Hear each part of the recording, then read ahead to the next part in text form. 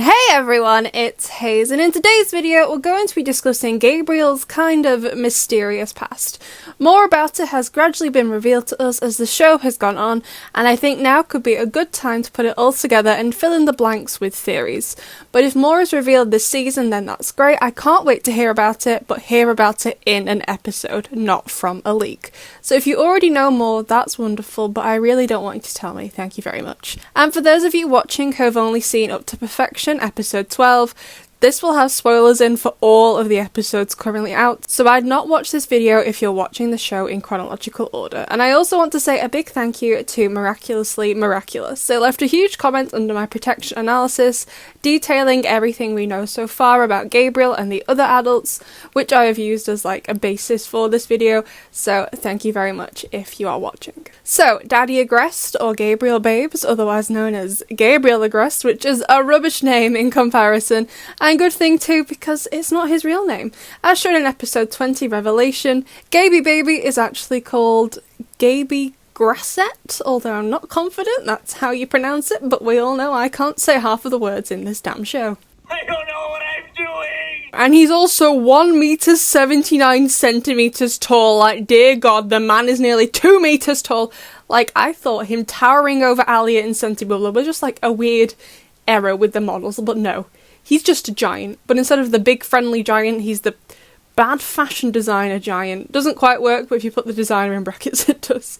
He seems to have been some sort of punk, I'd say, judging by his hairstyle and clothing, but it easily could be goth instead. He seems to be from a family that isn't all that dissimilar to Marinette's, but instead of owning a bakery, they own what seems to be like a fast food truck. It doesn't seem like Gabriel Babes owned it. I don't know his exact age, but judging by the technology in the show, I would put the show at about our time, with any more technological developments largely down to imagination, rather than it pointing to being set in the future. However, if it is set in the future, it would have to be the near future. So when I was looking at the menu of the food truck, the prices all have an F next to them, not the euro symbol. So at first I was like, oh, is Gabriel Babes actually from Switzerland? Because whilst most European countries use the euro, I know Switzerland still uses Swiss francs. But his passport states his nationality is French. However, January 2002 marked when French francs were officially no longer legal tender in France and only euros were. So while we don't know what year it is in Miraculous for definite, we know that Gabriel Babes' family owned this food truck prior to 2002, hence why it's francs on the menu and not euros. So assuming Miraculous is set in a somewhat similar year to our time, it's safe to say that Gabriel's family owned this food truck whilst he was growing up, due to the use of francs rather than euros. I guess it's possible Gabriel is actually older than we think, and he could have been the one to own it, but I do doubt that since he's bad at cooking, thanks to Marinette's appropriate dressing down of his terrible pancakes in Pretension, but maybe he's great with making burgers. I don't know, he's never made them in the show before.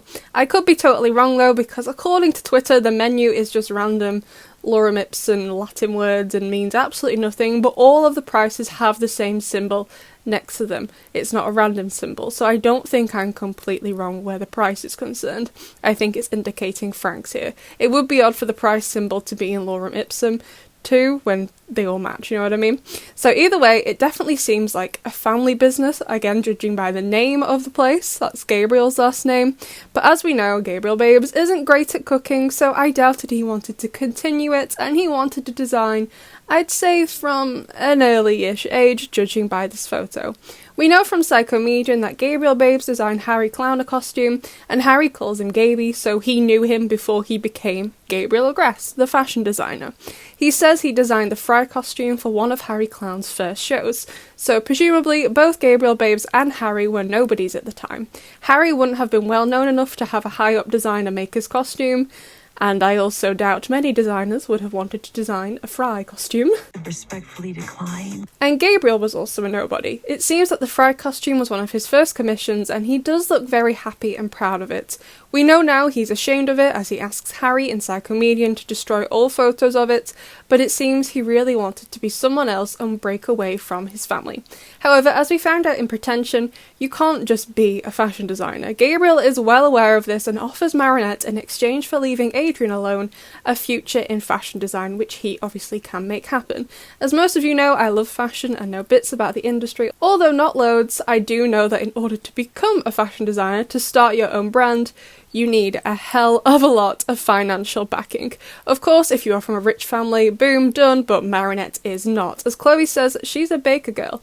Marinette would need financial backing to start her own brand, hence why Gabriel is using it to try and manipulate her. So if Gabriel is from a family like Marinette's in terms of money, where did he get his financial backing from? You all already know the answer to this, it was from Audrey Bourgeois, but how did they meet? I'm not completely sure, but perhaps Gabriel met her at one of Harry's shows, possibly this first one, and she saw some talent in him, although I don't know how considering what he designed, but Audrey does have a very strange taste in men. I mean, that's true. With this financial backing, he began his own brand, and with Audrey's contacts, he started to grow his brand, and he also changed his image, which I would assume was to make him more marketable, including his name change. And I would also think through Audrey is how Gabriel met Emily. Now, I'm not sure of Emily's nationality, but Emily is listed as being a lady, and whilst the title can be obtained by non-British people, it's much harder, so I would hazard a guess to say Emily and Emily are British, especially as their family name has Scottish origins. We know Audrey travels a lot, as Zoe's dad seems to be American, and Audrey spends a good chunk of her time there for her magazine. London is also a pretty important place where fashion is concerned, so it's not that far-fetched that Audrey met Emily there during something like London Fashion Week. And most of you are about to say, Hayes, Emily wanted to be an actress, not a designer, not a model. Why would she be at Fashion Week? Well, great question, besties, and fun fact, a lot of the actors and actresses you see working today actually started out as fashion models. It's a great gateway job into the industry, actually. If you want to be an actor, be a model. They often go hand in hand more than you think they would. So I think it's possible that Audrey met Emily at one of these events, introduced Emily to her husband Andre, who is also an aspiring director, and then Emily would eventually meet Gabriel and they would fall in love. The four of them seem to have got on really well, but there's one person missing in this photo. Who took the picture? I think the best guesses here are either Emily or Tomaway. However, Emily so far hasn't indicated any connection to the others, but Tomaway has, judging by the final scenes of the episode Feast, as well as their clicky-like behaviour in Emotion. And if you remember in Soul Crusher, there was this. I know Thomas Astruc says she isn't relevant, it's just a random image, but I don't trust him as far as I could throw him. I think it could be Tomaway, and she was also present at this time, but she was the one taking the photo. Gabriel Bates became successful and bought the mansion, but discovered that Emily couldn't have children. Of course, Gabriel could have been the one unable to, but considering the portrait, I do doubt it. If you didn't know, this is a portrait of Adele Bloch-Boyer, probably not how you pronounce that, by Klimt, and it was gifted to her after her husband found out she could not carry children, so it seems to be a reference to that. As a result, they resolved to find another way to have a child, and apparently IVF or surrogacy just does not exist at Miraculous Ladybug, because at this point they managed to find the grimoire. In The Collector, Gabriel Babes tells Marinette, although it's possible he lied to her, that his wife gifted it to him after a trip overseas. I think Emily found the grimoire and then enlisted the help of Natalie, a treasure hunter, to help them find the Miraculouses. But why they were so adamant about going after them though, I'm not sure. If you remember, Gabriel only gets the translation of the grimoire in the season 3 finale, so how they know they could solve their fertility issues with a Miraculous, I'm not really sure. The only thing I could think of is this guy, Cash. In the Shanghai special, Natalie pays him for the key to the cave where the Prodigious is. Also in the Shanghai special, Gabriel Babe says he has been searching for 15 years for a solution.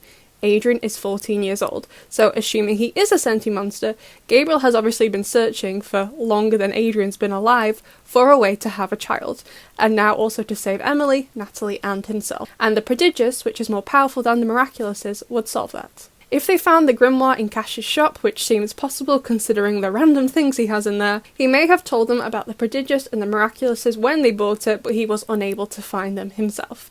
At this point, Gabriel and Emily befriend Natalie, and they all go to Tibet to find the Miraculouses. Why they know it's in Tibet, I'm not sure, but I do trust Natalie with my life. She's a queen. If you said the Miraculouses were in Antarctica, I'd be like, alright, I'll put my shoes on, give me a minute. There they find the butterfly and the peacock Miraculous, and back in France, Gabriel and Emily use it to make Adrian. However, Emily falls ill after using a broken Miraculous, and I think they ask Natalie to search for a cure, but she's unable to find one. So then she decides to move in with the family, because why not? You know, I would too. What a mood, Natalie.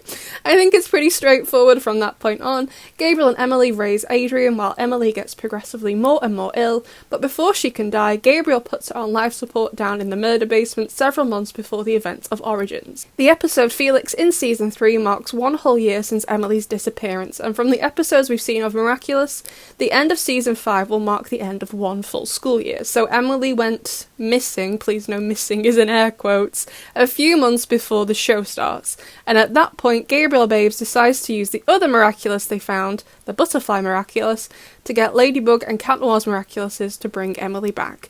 Although he wouldn't have known to do that if Nuru had kept his mouth shut. I swear to God, he's worse than Nino. Nuru, this entire show is completely your fault. Like, remember, Gabriel couldn't read the grimoire until the end of season 3. He had no idea. If Nuru had never told him anything, we wouldn't be in this mess. So there you go, besties. The timeline of Gabriel Babe's life up until the start of the show. I think it's pretty straightforward, but the info is scattered around a lot of different episodes, so it's not that easy. And I love to know more about him. Like, has Adrian ever met his grandparents on either side? He's never mentioned any grandparents before, but Gabriel kind of seems ashamed of his past and his family, so I think it's likely he keeps them away, which is so sad. Anyway, besties, I'd love to know what you think, especially if you have any other theories about him to add to this, but as always, no leaks please. So I'd love to know what you think, and I'll see you in the next one.